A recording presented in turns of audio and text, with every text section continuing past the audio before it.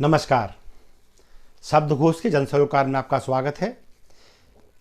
मैं मोहनलाल मोदी आज बात करूंगा उस मुद्दे की जो भारतीय संस्कारों से, संस्कृति से, नीति से, यहाँ के मूल्यों से जुड़ा हुआ है। मामला है समलैंगिक विवाहों का। ये विवाह ऐसे जो एक पुरुष दूसरे पुरुष से करना चाहता है, एक स्त्री दूसरी स्त्री से करना चाहती है। समलैंगिक विवाह, एक ही जेंडर में विवाह का संपन्न हो जाना। इस मामले को लेकर बहुत सारी याचिकाएं सुप्रीम कोर्ट पहुंच गई हैं और सुप्रीम कोर्ट ने उन याचिकाओं को संवैधानिक पीठ को भी दे दिया है। संभवतः अगली सुनवाई अप्रैल माह में ही हो जाएगी, यानी कि मामला सुनने योग्य प्रकरण की श्रेणी में आ चुका है। चूंकि अदालत को ऐसा लगने लगा है या लग चुका है कि ये मामला सुनने योग्य भी है, तो अब एक बौखलाहट, एक चिंता का वातावरण सामाजिक संगठनों में है।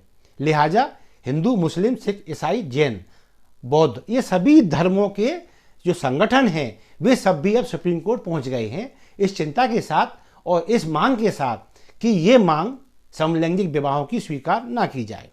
अब अदालत क्या फैसला देगी ये नेपथ्य में है अभी कि क्या साक्ष्य सामने आते हैं, कैसी बहस होती है, कौन से मुद्दे, कौन सी परिस्थितियां डाइस पर रखी जाती हैं, कैसा बेंच गठित होने वाली है जो उसकी सुनवाई करेगी, तो ये तो बाद में आएगा। लेकिन फिलहाल चिंता इस बात की है कि ये संगठन वहाँ क्यों पहुँचे।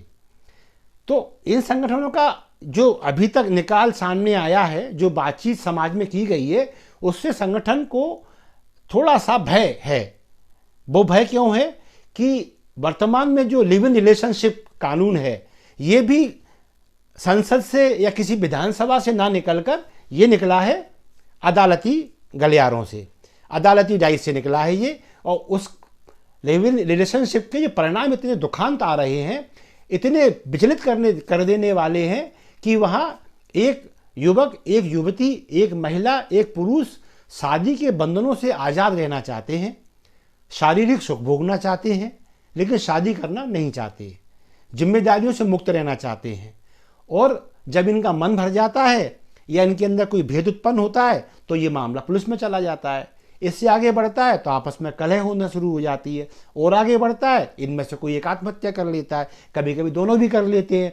इससे आगे बढ़े तो एक किसी दूसरे की हत्या कर देता है, और एंड यहाँ तक देखा गया कि लाश के कई टुकड़े हो जाते हैं।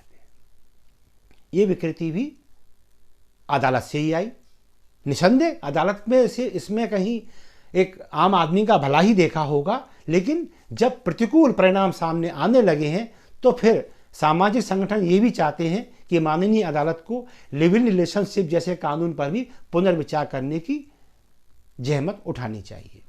बस ये इसी कानून के लागू होने के बाद से समाज के अंदर एक वातावरण है चिंता का, एक कि कहीं ऐसा ना हो कि ये याचिका भी स्वीकार हो जाए, समलैंगिक विवाह। अरे ये विकृति तो पशु में भी नहीं है, पक्षी में भी नहीं है। अपवाद छोड़ दें, कहीं किसी उस पर जियोग्राफिक चैनल पे कहीं कुछ एक आध मैंने भी वीडियो देखे हैं। बाकी अपवाद को आप सामाजिक संस्कार, संस्कृति या मूल्य नहीं मान सकते।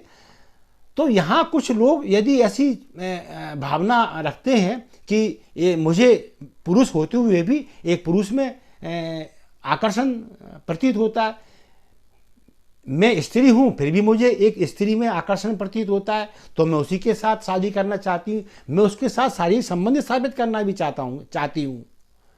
तो ये जो इच्छा व्यक्त की जा रही है और कहा जा रहा है चूंकि मेरी वृत्ति ऐसी है, मेरा जो मनोविकार या मनोवृत्ति मेरी है वो ऐसी ही है, तो ये ईश्वर द्वारा प्रदत्त है।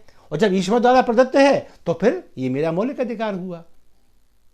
तो ये तो वैसी बात हुई ना, क्षमा करें बहुत आगे जा रहा हूं, लेकिन तर्क है कि यदि कल तो कोई व्यक्ति कहे कि मेरे को जब से भी मैंने सेक्स के बारे में जाना तो मुझे एक पुरुष के साथ, एक पशु के साथ या किसी पक्षी के साथ मुझे शारीरिक संबंध बनाना अच्छा लगता है, तो क्या मैं इसे अपना मौलिक अधिकार मान लूं? क्योंकि ये तर्क तो वही हुआ ना कि जब से मैंने होश संभाला है तब से मुझे ये अच्छा लगता है और ये ईश्वर प्रदत्त गुण है मेरे अंदर, तो ये मेरा मौलिक अधिकार हुआ। तो ये वही चीज़ है ना। लेकिन इन कुतर्कों को यदि हटा दें तो हम ये क्यों नहीं देखते कि एक पशु अपनी ही प्रजाति का नर मादा के साथ संभोग किस लिए करता है? संतानोत्पत्ति होती है और वो फिर खत्म। इसी प्रकार पक्षियों में है, एक नर मादा के साथ संभोग करता है संतानोत्पत्ति के लिए। अब मानव समाज में हम पति पत्नी को देखते हैं। इस मामले में विवाह नामक संस्था हमने बनाई है ताकि समाज में अराजकता ना फैले कि कोई भी आदमी का मन हुआ, किसी स्त्री का मन हुआ और उसने संतान उत्पत्ति की, शारीरिक संबंध स्थापित किए और चले गए। अब चूंकि परिवेश कुछ ऐसा है कि पशु पक्षियों के बच्चे अपनी परिस्थितियों में पलने के लिए, बढ़ने के लिए वे अभ्यस्त होते हैं, तो वहाँ संभव हो जाता है। लेकिन मानवीय समाज में संबंध ना संभव है ना ऐसा है। और चूंकि हम तो ऐसा पाते हैं धर्मशास्त्रों के अनुसार कि मानव उत्पत्ति के साथ ही विवाह संस्था उत्पन्न थी। जैसे विष्णु जी ने लक्ष्मी के साथ पाणी ग्रहण किया, ब्रह्मा जी ने सरस्वती जी के साथ, शंकर जी ने पार्वती जी के साथ, तो विवाह संस्था हमारे यहाँ तो शुरू से है। तो हमने, और ये किस लिए मानी गई? संतानोत्पत्ति के लिए। और आज हम ये क्या कर रहे हैं? लिव रिलेशनशिप काय के लिए आया है कि विवाह नहीं, जिम्मेदारी नहीं, बच्चे नहीं, बस शारीरिक सुख और एक दूसरे के साथ रहने का सुख। अब ये जो आ रहा है समलैंगिक, इससे भी आगे निकल गए कि अब पुरुष का पुरुष से, स्त्री का स्त्री से, और उससे भी बढ़कर आश्चर्य कि माननीय अदालत ने इसको स्वीकार भी कर लिया। तो फिर सामाजिक संगठनों का चिंतित होना स्वाभाविक है और वे अब अदालत की डाइस पर पहुंच गए हैं इस मांग के साथ कि इस याचिका को मंजूर ही ना किया जाए। लेकिन ठीक है, अब ये याचिका या अदालत की जेरे नज़र है, सुनवाई जल्दी होने की संभावना है, इसे मैं आशंका ही कहूँगा। और ईश्वर करे हमारे जो माननीय जज हैं, बहुत विवेकशील पैनल जजों का हमारे पास है, वे एक अच्छा निर्णय देंगे। साथ ही साथ एक और मैं अपील करना चाहूँगा आजकल के अभिभावकों से, ये जो लॉर्ड मैकाले की शिक्षा पद्धति की ओर आपका रुझान बढ़ रहा है ना, आप अपने बच्चे को बस एक नोट छापने की मशीन के रूप में देखना चाहते हैं, तो उसको आप कॉर्मेल कॉन्वेंट जैसे ये पश्चिमी कहना चाहिए विधाओं से युक्त स्कूलों में उनको बस अंग्रेजी का मास्टर मेरा बेटा बन जाए, वो कंप्यूटर साइंस सीख जाए, वो ये साइंस, ये वो साइंस, और वो मानवता भूल जाए, संस्कार भूल जाए, भारतीयता भूल जाए, कोई दिक्कत नहीं है। लेकिन और ये उसी का परिणाम है कि आज हम यहाँ तक सोचने लगे, अब हम बेशर्मी की हद देखिए आप कि हम याचिकाएं लगाते हैं अब कि हमें ये करना है, हमें ये जो जिसे हम कहते हैं ना, ये बुरी बात, गंदी बात, अनैतिक कृत्य, उनको बाकायदा मौलिक अधिकार मानकर और जजों से मांग कर रहे हैं हम। तो ये क्यों है? क्योंकि हम भटक गए हैं।